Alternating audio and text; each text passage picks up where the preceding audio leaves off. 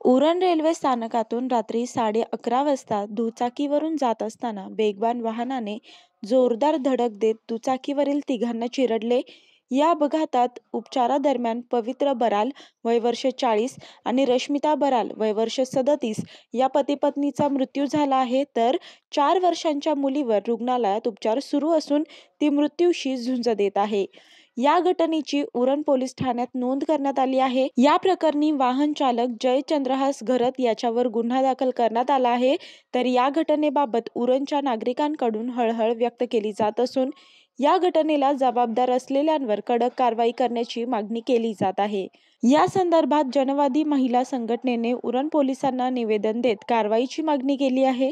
संघटनेच्या नेत्या हेमलता पाटील आणि कामगार नेते कॉम्रेड भूषण पाटील इतर पदाधिकारी उपस्थित होते. अपघात इतका भयंकर होता की यामध्ये दुचाकीचे तुकडे झाले आहेत.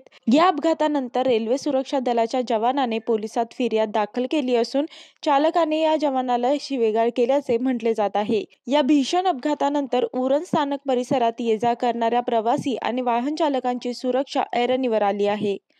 मी वर्षा काटेकर, योद्धा न्यूज, नवी मुंबई.